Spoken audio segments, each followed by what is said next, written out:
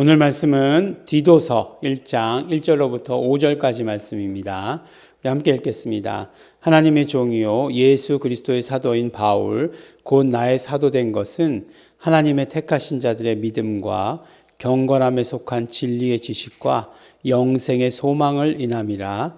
이 영생은 거짓이 없으신 하나님이 영원한 때 전부터 약속하신 것인데 자기 때에 자기의 말씀을 전도로 나타내셨으니 이 전도는 우리 구주 하나님의 명대로 내게 맡기신 것이라. 같은 믿음을 따라 된 나의 참 아들 디도에게 편지하노니 하나님 아버지와 그리스도 예수 우리 구주로조차 은혜와 평강이 네게 있을지어다. 내가 너를 그레데에 떨어뜨려 둔 이유는 부족한 일을 바로잡고 나의 명한대로 각 성에 장로들을 세우게 하려 함이니. 아멘. 오늘부터 우리가 디도서의 말씀을 우리 함께 나누게 됩니다. 우리가 잘 아는 대로 이제 항상 이제 어떤 성경이 처음 나오면 또 특별히 바울의 서신들이 나오면 이게 분류가 어떻게 되느냐를 이렇게 따지죠. 근데 왜 분류를 따지냐 하면 그렇게 분류를 가지고 생각하면 그 편지의 주제를 우리가 얼른 생각하기 쉽기 때문에 그렇습니다. 디도라고 하면 사람이죠. 그리고 디도는 또 바울의 제자죠. 근데 또 이제 제자라고 안 그러고 뭐라고 얘기하죠? 나의 참 아들 이렇게 얘기하지 않습니까? 아들이 참 여럿이죠. 우리가 아는 대로 디모데도 아들이라고 이렇게 얘기하고 보니까 디도도 아들이라고 얘기해요. 그래서 이제 이 편지를 가지고 뭐라고 얘기하냐면 목회서신이다라고 이렇게 이야기를 합니다.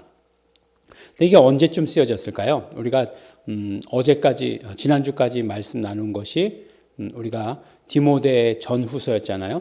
근데 전서하고 후서하고 같이 쓰인 것은 아니에요. 디모데 후서가 가장 늦게 사도 바울의 편지 중에 가장 늦게 쓰여진 편지고, 그러면 이것이 어차피 1차 투옥 이후에 기록되었으니까 뭐라고 얘기할까요? 그 디모데 후서 보다 많이 앞서진 않을 것이다 라고 이렇게 생각돼요. 그러니까 AD 66년경 이렇게 이야기하고 있는데 디모데 후서를 쓴 것보다 조금 앞에 썼을 것이다. 그리고 또 디모데에게 보낸 편지하고 목회서신이니까 비슷한 면이 있어요. 항상 우리가 보면은 에베소서와 골로새서를 쌍둥이 서신이다라고 얘기해서 비슷한 점이 많이 있죠. 그 내용이 또 비슷한 점이 많이 있습니다. 그리고 또 목회서신으로서 부탁하는 것들, 어떻게 해야 된다라고 하는 것들이 일치되는 방법들이 있을 수밖에 없겠죠. 만약에 여기에는 이렇게 얘기하고 저기에는 저렇게 얘기하고, 물론 교회의 상황이라는 게 있으니까 그렇게 얘기할 수는 있겠지만 장로를 뽑는 기준이 여기는 이렇고 여기는 이렇다 이렇게 얘기하면 안 되겠죠. 그러니까 그런 것들이 비슷할 수밖에 없다라고 이렇게 얘기합니다. 근데 디도는 우리가 보면은 이제 디모데는 사도행전에서 디모데를 픽업한 것이 나와요. 근데 디도는 어디에 나오냐면 갈라디아서에 나옵니다.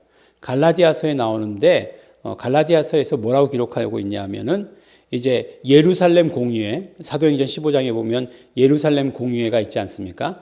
예루살렘 공의회에 바울과 바나바가 이제 안디옥에서 누구를 데리고 가냐 하면 디모데를 데리고 가지 않고 디도를 데리고 가요. 그러니까 디도는 완전한 헬라인이에요. 그래서 사실 디모데는 할례를 주었지만 디도는 할례를 주지 않습니다. 이제 그런 의미에서 이제 디도, 이방인에게의 전도라고 하는 것에 목적을 두고서 디도를 데리고 갔음에 틀림이 없다라고 이렇게 생각하는 거죠. 여러 번 말씀드렸지만 이제 축구 경기 같은 거 하기 전에 꼭 기자회견 하죠. 감독이 어떤 선수를 데리고 나갑니다. 그거 아무나 데리고 나가는 거 아니에요. 그날 제가 눈에 띄었다 이렇게 데리고 나가는 거 아니에요. 메시지를 주는 거죠. 메시지를. 박지성을 데리고 나간다. 나는 이번에 공격에 최선을 다하겠다. 예, 김민재를 데리고 나간다. 그러면 이번에는 수비에 최선을 다한다. 뭐 이런 식의 예, 그건 아니지만 그건 아니지만 선수들에 따라서 그런 어떤 그 데리고 가는 선수들을 가지고 메시지를 전달하는 것이다라고 이렇게 이야기들을 해요. 네, 그렇게들 이야기를 합니다. 근데 디도를 데리고 올라갔다라고 하는 것의 메시지는 무엇이냐? 이방인을 위한 온전한 선교. 그래서 이방인에게 할례를 강요하지 않는다라고 하는 거죠. 디모데는 이제 반은 이방인이고 반은 유대인이지만 이렇게 뭐 반반으로 나누지 않고 디모데는 유대인이라고 이렇게 함께 했고, 그 다음에 디도는 헬라인이라고 이렇게 얘기했습니다. 디도가 어떤 사람이었을까? 이제 안디옥 교회, 이방인 교회 처음 세워진 이방인 교회 안디옥 교회 사람이었던 것 같은데, 디도의 활약을 보면 굉장히 중요한 일들을 많이 맡게 되죠. 지금도 보니까 뭐라고 얘기하죠? 이 그레데에 떨어뜨려 놨다라고 이렇게 얘기합니다. 그레데라고 하는 곳은 이제 그리스 남부에 있는 크레테 섬, 지금에 얘기하면 크레테 섬이죠. 구브로는 뭐죠? 예, 키프로스. 예, 이게 항상 이렇게 말이 이제 어렵죠. 키프로스, 예, 크레테 섬. 이제 이게 지중해의 5번째 큰 섬인가? 그래요. 그러니까 굉장히 큰 섬이죠. 그리고 그리스에서는 제일 큰 섬인가 그럴 거예요, 아마. 굉장히 큰 섬인데 여기에 바울이 전도 여행을 갔던 것이 틀림없습니다. 그러니까 1차 투옥이 끝난 후에 이제 2차 투옥까지 있거든요. 1차 투옥이 끝난 후에 잠깐 자유로운 신분이 있을 때에 이제 로마와도 멀지 않죠. 이 그레테 섬이라고 하는 곳은 또 사도 바울이 맨 마지막에 로마로 가기의 여정 가운데 이 섬을 지나잖아요. 그레테 섬을 지나는 것을 보죠. 그리고 그레테 섬에서 출발해서 그 다음부터 유리굴라인가요? 유라굴라죠. 유라굴라를 만나서 광풍을 만나가지고 항상 이름이 헷갈려요. 유리겔라가 있어가지고 그런 것 같아요. 유라굴라인 것 같아요. 그 광풍을 만나가지고 이제 막 그냥 막 떠돌다가 나중에 이제 로마 있는 그 밑에 있는 섬으로 가게 되는 거지 않습니까? 여기가 그런 섬이에요. 굉장히 큰 섬이었고 또 여기에 분명히 복음을 전했고 그 다음에 이제 사도 바울이 못다한 일이 있었으니까 디도를 거기에 보냈던 것이 틀림없다라고 이렇게 생각합니다. 근데 디도는 그런 일만 있었느냐? 그렇지 않아요. 예. 그렇지 않고 우리가 이제 그 고린도 전 후서에 보면 이제 준엄한 편지라고 이야기해 가지고 사도 바울이 고린도 교회에 편지를 보내지 않습니까? 에베소에서 고린도에 편지를 보내는데 이제 그 편지에 대한 답신을 굉장히 궁금해 했었어요. 그래서 드로아에서 소아시아 지역이죠. 드로아에서 만나기로 했는데 거기서 만나지 못하고 이제 마게도냐로 건너가서 거기서 이제 디도를 만나서 이제 굉장히 기쁜 소식을 들었다라고 하는 이야기들을 우리가 이미 말씀 가운데 나눈 적이 있습니다. 그때 누구의 편에 편지를 보냈느냐? 그렇죠. 디도의 편에 편지를 보냈죠. 그리고 이제 뭐 연보를 거두는 일, 뭐 이런 일들에 디도가 사용되었고 오늘 마찬가지로 그레데에서도 이제 마지막 사도 바울이 못다한 사명을 디도가 맡게 되는 것이고 마지막에 어떻게 되냐면 마지막에 이제 니고볼리로 오라라고 하는 말씀을 합니다. 디도서 그 뒷장에 가보면 3장에 가보면 니고볼리로 오라라고 이렇게 얘기하는데 이제 우리 그렇죠. 디모데 후서에서 디도가 어디로 갔다라고 얘기하죠? 달마디아로 갔다라고 이렇게 얘기하지 않습니까? 그러니까 니고볼리라고 하는 것보다 더 위쪽 그리스 북부 지역이라고 말씀을 드렸어요. 그리로 파송되어서 거기서 이제 그 다음의 일은 성경에 기록이 나오지 않습니다. 그래서 어떻게 되었는지는 이제 알지 못하죠. 그런 일들을 기록하고 있습니다. 그러고 보니까 이 사도 바울이 우리 디도가 참 굉장히 어렵고 힘든 일에 쓰임 받았구나라고 하는 사실을 알게 되는 거죠. 이렇게 참 물론 디모데도 마찬가지죠. 디모데도 에베소 사역을 맡겼을 때에 뭐 여러 가지 사역을 맡겼을 때 어느 사역이 쉬운 사역이 있겠습니까? 그렇지만 이 바울이 그냥 대충 바울은 아니지 않았을까요? 굉장히 깐깐하잖아요. 우리 마가랑 바나바랑 바울이 헤어지게 되는 것도 마가 때문이잖아요. 난 도저히 용납 못한다. 그렇게 중도 포기하고 그런 사람들 용납 못한다. 바나바의 조카니까 저기 그럼 바나바가 알아서 하셔.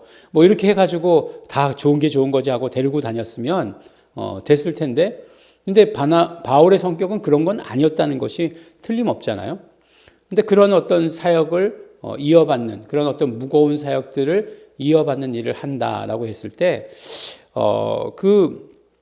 어떤 면이 이렇게 쓰임받을 수 있게 되었을까라는 생각을 해보게 되는 거죠. 예. 그러니까 우리가 쉬운 일에만 쓰임받는가, 어려운 일에도 쓰임받는가라고 하는 것들을 생각해 보게 되는 거죠. 어떤 기준일까? 예. 믿음이 좋고, 신앙이 흔들리지 않고, 이건 어떤 면으로 보면 이제 가장 기본에 속하는 이야기가 아닐까라는 생각을 하게 돼요. 믿음이 좋고, 흔들리지 않고, 예. 이건 그냥 중요한 이야기일 거예요. 그냥 가장 기본적인 이야기일 거예요. 어떤 것들일까라고 이렇게 이야기할 때에, 딱 떠오르는 게 어떤 것이 떠오르냐면 성품이지 않을까라는 생각을 해봤어요. 성품. 그러니까 성품이 좋다 나쁘다 그런 것이 아니라 뭔가를 강직하게 끌고 갈 수 있는, 어떤 역경이 와도 그것들을 극복할 수 있는 그런 모습들이 아닐까라는 그런 생각을 하게 되었어요.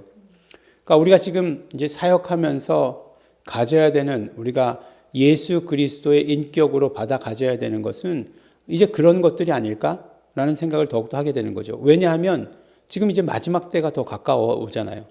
마지막 때에 우리에게 구하시는 것, 그렇죠. 모든 것들 인내해야 되고, 또 인내하면서 또 변하지 말아야 되고 하는 것들을 하나님께서 더욱더 우리에게 요구하지 않으실까라는 생각을 합니다. 근데 이제 우리가 보니까 디도도 그렇다는 거죠. 사도 바울이 그 디도를 어려운 일, 힘든 일들, 그 다음에 중요한 책임이 있는 일들에 맡겼고, 그 다음에 그것들을 잘 수행하는 디도의 모습. 디도를 만나보진 못했지만 그의 성품이 어땠을까? 그가 이렇게 쉬운 일만이 아니라 어려운 일을 맡아 가지기에는 어떠한 성품을 가졌을까라고 하는 것들을 우리가 알게 됩니다. 그래서 우리가 정말 동역자잖아요. 우리는 동역자잖아요. 예수 그리스도의 동역자죠. 그 다음에 성령님의 도구로 쓰임받는 자들이죠. 그 다음에 우리에게 맡겨주신 그런 이 복음에 대해서 리더가 있잖아요. 우리 리더에 대해서 함께 동역해야 되는 자이고, 또 우리 교회로 말한다면 저와 함께 동역하는 우리 성도들 아니겠습니까?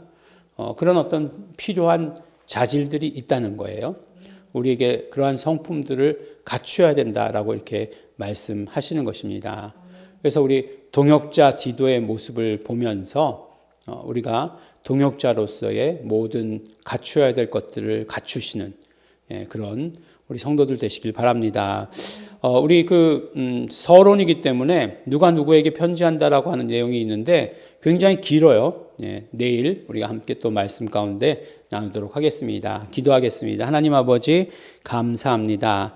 오늘도 우리에게 말씀 주시고 우리 동역자 디도를 우리 기억나게 하시고 생각나게 하여 주신 것 감사하고 고맙습니다. 하나님 아버지, 우리에게도 하나님께서 맡겨주신 사명 있는 줄 압니다. 그 모든 사명들 온전히 잘 감당할 수 있도록 아버지 축복하여 주시옵소서. 그러므로 말미암아 성령님의 도구로 쓰임받는 삶이 되게 하여 주시옵시고, 끝까지 어떠한 일이든지 그 사역이 쉬운 사역이든지 어려운 사역이든지 간에 우리가 쓰임받는 자 될 수 있도록 아버지 축복하여 주시옵소서. 감사드립니다. 예수님 이름으로 기도드렸습니다. 아멘. 그러므로 우리가 이 시간에 정말 하나님의 그 모든 복음 사역 가운데 쓰임받기를 원합니다. 나는 쓰임받는 자 되기를 소원합니다. 성령님 나를 사용하여 주시옵소서. 성령님 준비된 자 되게 하여 주시옵시고 나를 써 주시옵소서. 우리 다 같이 통성으로 기도하시겠습니다.